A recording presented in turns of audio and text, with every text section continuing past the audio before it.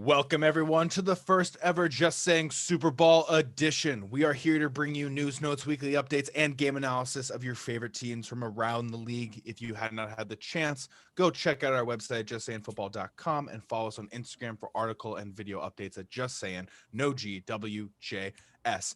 In honor of the Super Bowl, Jack and I have thrown on Super Bowl champion winning quarterbacks. Russell Wilson won the 48th Super Bowl, and Eli Manning won both the 42nd and 46th. Let's get right into it. Kansas City Chiefs are taking on the Tampa Bay Buccaneers in Super Bowl 55. Tampa Bay will be the first team ever to play at its home field. It is kind of a home game for them. Jack, what you got for us in this one? Oh, man, we got a Super Bowl edition right here, and I'm so excited for this game. This is going to be just one of those incredible games we are going to be talking about for a long time. Pat Mahomes, one of the best young guys, 25-1 in his last 26 games, including playoffs. Unstoppable right now. The only loss came to the Raiders. The one thing here is Tom Brady, his 10th Super Bowl appearance, 6-3 so far. I don't even know, man. There's too many weapons, too many defensive players in this game. Who are you looking out for in this one? I'll have to let you start. There's too much firepower in this one. I mean, I think when you're talking about like who to look out for, obviously it's the star players on both sides of the football for both teams. I'm talking Tyreek Hill, I'm talking Patrick Mahomes, I'm talking Travis Kelce, I'm talking Clyde Edwards-Helaire. And then on the flip, I'm talking about Mike Evans, I'm talking about Chris Godwin, Rob Gronkowski, Tom Brady, the defensive players, Shaq Barrett, JPP, Frank Clark, Chris Jones, Tyrann Mathieu, Antoine Winfield Jr.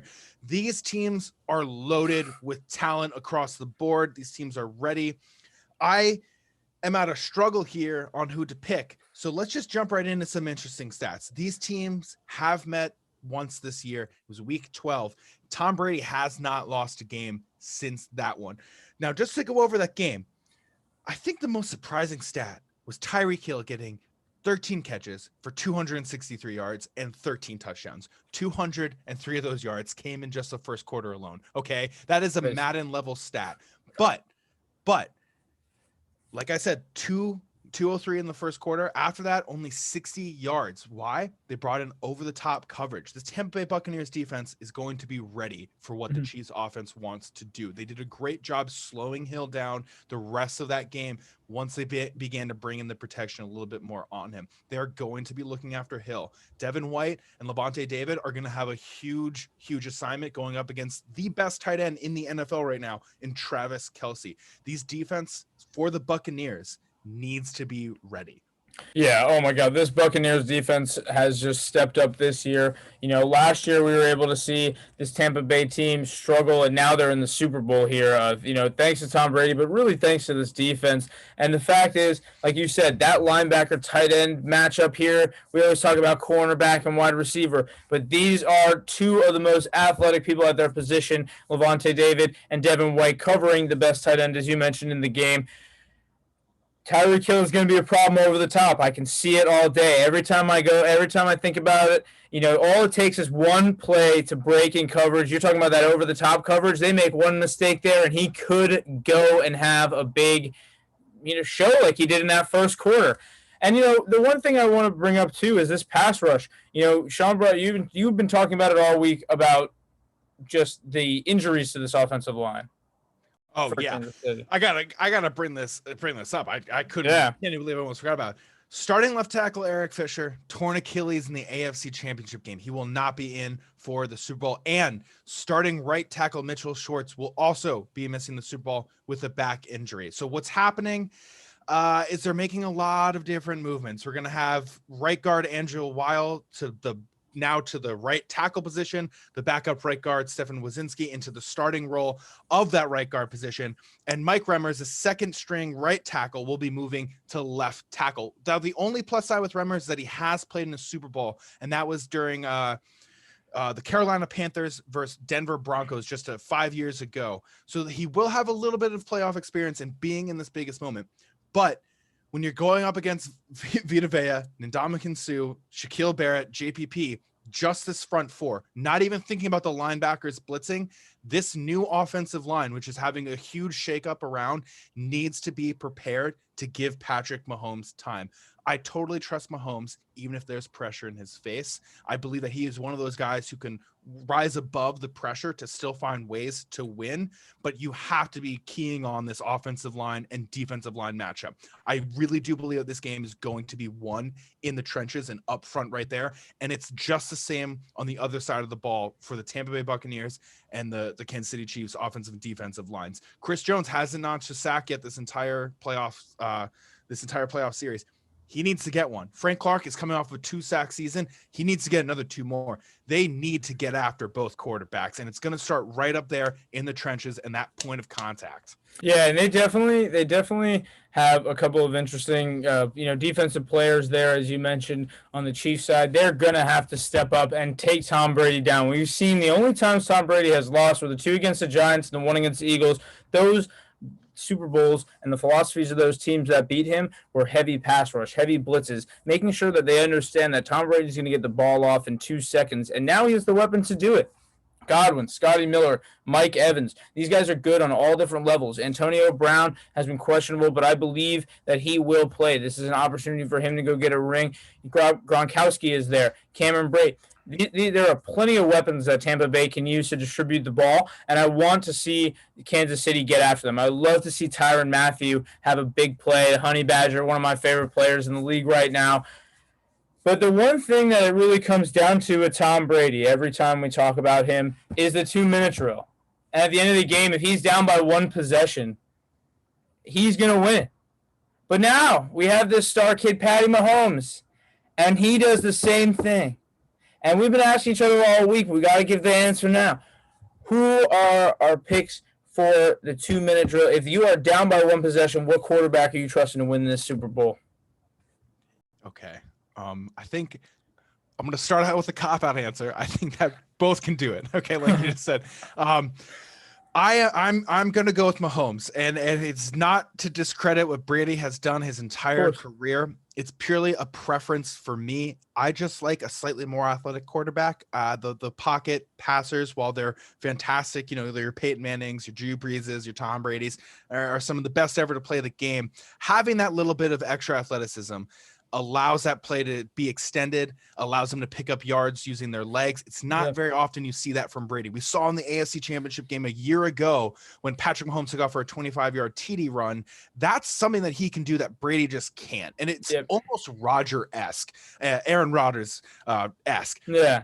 He all of a sudden is just moving around, making something happen, up. He sets up, and then there's the deep ball for the person over the top. And that's terrifying to me. And at this secondary of the Tampa Bay Buccaneers, Sean Murphy-Bunting, Carlton Davis, Antoine Winfield Jr., if they get caught looking at the quarterback and allow Tyreek Hill to slip behind them, allow Travis Kelce to slip behind them, Demarcus Robinson, name the wide receiver on the team that you want to, gets behind them, it's really, really bad news for the Tampa Bay Buccaneers. And what's scary about this game, it's the exact same on the other side of the ball for the Chiefs. You let Godwin go behind you. You let Cameron Brate go behind you, Gronk, Mike Evans, Miller. That's where they're going to kill you. We just saw in the NFC Championship game with Kevin King, and with 20 seconds left on the clock, coming down in the halftime, Tom Brady hits him for a 40-yard touchdown, and all of a sudden they're up 21-7 right before halftime. These teams, these offenses are incredible, and these secondaries need to be ready. Yeah, definitely. I am going to pick Tom Brady in that one only because I wanted to pick Mahomes. And I'm not picking Tom Brady because you picked Mahomes. I'm picking Tom Brady because I believe that he can come in this game. He's at home. He does not have to travel. He's had 2 weeks to prepare. The Chiefs, they've had some distractions this week. They have to travel. I think that this is big for Tom Brady, and I think that he's focused for big game situations. And we have doubted him many a times in the 2-minute drill, and every time I go against him, I lose. I'll pick Tom Brady in that. The one thing that I want to go in here is there's also, we talk about how there's such a favored MVP. Even if Tyreek Hill or Travis Kelce had so many yards, it was unbelievable. Pat Mahomes will still get the MVP. Is there anybody here that you think would be your non-QB MVP for this game that you'd like to see? I think you could look to Tyrann Mathieu if it's the Chiefs. I think you could look at Devin White for Tampa Bay. I think that these defensive studs that we constantly talk about and what makes teams so great, this is their moment to really shine. You're going up against arguably maybe the two best quarterbacks in the NFL, depending on your opinion. Definitely two of the top 5 quarterbacks in the NFL right now. It's now up to these guys who we've been, talking about all season long, who seem to be making the biggest plays in the biggest moments, to continue to do that. Shaq Barrett, look, 3 sacks against Rodgers. You're able to do the same against Patrick Mahomes and solidify yourself a win. Even if Brady throws a couple touchdowns, I don't see why it shouldn't go to Shaq Barrett. I think that and I'll be honest, last year, I thought Sammy Watkins should have been the Super Bowl MVP. My man was coming in the clutch for some catches. He made the big moments count for him. And obviously, yes, Mahomes had a fantastic game. He threw for 2, ran for 1. But sometimes I feel like the MVP is also about who's shining in the biggest of moments, not necessarily putting up the stats, but who's making the biggest plays right there when you need the biggest plays to be made. And I think if the 49ers had won, might have been George Kittle on that super deep pass that Jimmy G just underthrew in that last Super Bowl. So I'm looking at these defensive guys to really, really step up and make a play. Yeah, definitely.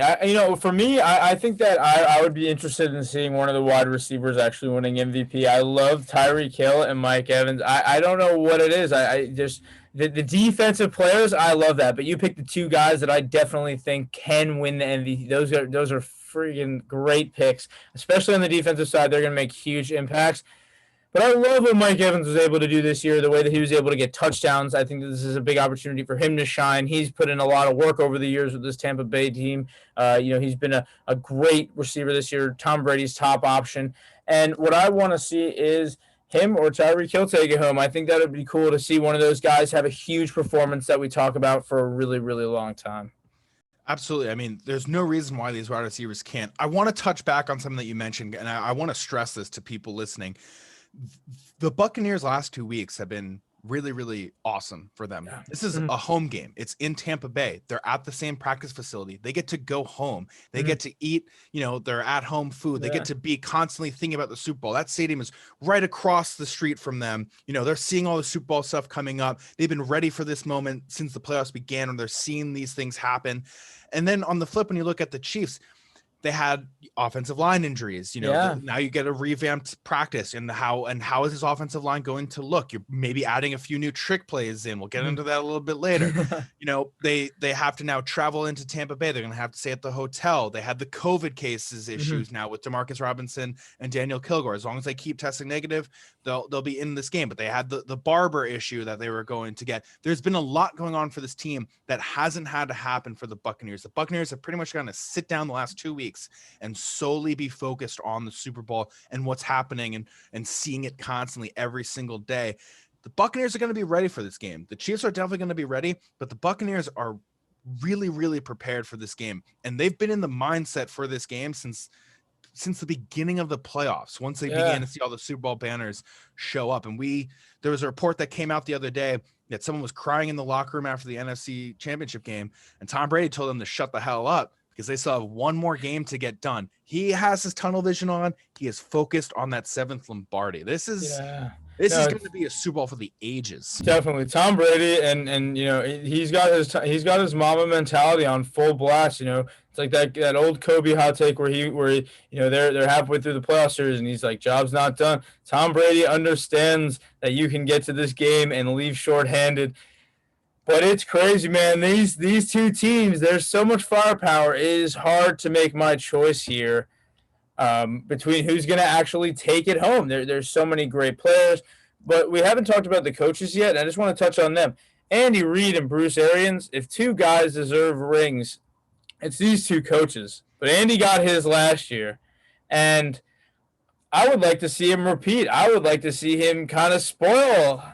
I wrote this in my article, but the fact is I really do think that the Chiefs can go in here and spoil this home game for Tampa Bay. I mean, absolutely. This is like, once Tom Brady signed with the Buccaneers, everyone in the NFL Network, everyone on ESPN, like, Tampa Bay Chiefs, that's Super Bowl. That's what's going to happen. And here we are. It's about to happen. You have the GOAT. And if he wins his 7th, like, it just solidifies everything he's done in his career. But if Mahomes surprises, gets the win on the biggest of stages against the greatest quarterback to ever play the game, it's almost like a passing of torch moment where Brady is saying, I'm giving it to you as a young guy, sort of take this helm as the face of the quarterback world, as what could be the next great, the next future Hall of Famer. I'm not going to put the GOAT label on Mahomes yet. He still needs at least 5 more Super Bowls to do that. But his career is on that trajectory of greatness. And it's just one of those games where it feels like if Brady loses, it really is that changing of the guard, that giving the torch off to Mahomes and the Chiefs and Andy Reid. And couldn't be the only game that I'd be more excited for the Super Bowl is just if it was the Vikings. Honestly, you couldn't ask for a better Super Bowl matchup. I have one question for you. We saw a couple of years ago, the Patriots and Tom Brady tried to run a trick play, and it failed miserably. We all remember it just went off the fingertips of Tom Brady. Do they run a trick play up against the Kansas City Chiefs, who we saw run a trick play just a full season ago in the Super Bowl? I would love to see a trick play. I'm going to say yes. I want to see it. I think that they do. Let's go. I think that the creativity is there. The weapons are there. I would love to see, he loves to use his slot guys. Scotty Miller was out there. I would love to see Scotty Miller do a quick trick play, throw a quick ball, get Mike Evans out there on the goal line to run a pass. That would be fantastic. And Mike Evans getting a passing touchdown or something crazy like that could add to our non-QB MVP theory here. No, absolutely. All right. I don't know who to pick, so I want you to go first. Who are you picking? I think I'm 100%. I'm going with Kansas City. I love this team. I love the coaching. I like the creativity from Andy Reid. As everybody's heard so far, I respect this Tampa team. I think they're incredibly balanced and incredibly well built and put together, well coached. We've seen Kansas City do some magical things this year. We've seen them put up some great numbers. We've seen them become very, adaptable to the game situation. They can be down and they pick the pace up. They can be up and they can maintain their offense. I'm going with KC. Back-to-back, Chiefs, champs, big one.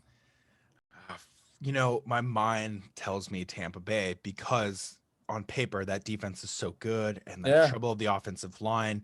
Why couldn't they have another 5-sack game? Yeah. But then my gut, deep down, just tells me, do not count out Patrick Mahomes. We've done it too many times. I've done it. I've made that mistake, and I gotta agree with you. I do think it's the Kansas City Chiefs, and it's not a confident 100% like you. I'm gonna lie. It's like 51-49. Some days I'm feeling Tampa Bay, other days I'm feeling Chiefs. But 2 weeks ago, after the championship game, I felt Chiefs, and I feel like I just got to abide by what I was feeling for so long. I'm going to go with the Chiefs in this one. I think that this is going to be the passing of the torch game, like I mentioned. I think that we're now kind of coming into this new era of quarterbacks, and I think that it's only going to be more fun to feed the fuel that is Tom Brady for the 2021 season. So I'm going to go also with the Chiefs. They're going to be getting Sammy Watkins possibly. Le'Veon Bell looks to be healthy. They're both trending upwards. I think that Andy Reid is going to come in here. We're just going to see a brand new kind of offensive playbook that's really going to throw off the Buccaneers. This game's going to be close. I don't think it's going to be what we saw in week 12 where all of a sudden it's going to be 21-zip, 200 and something yards to one guy.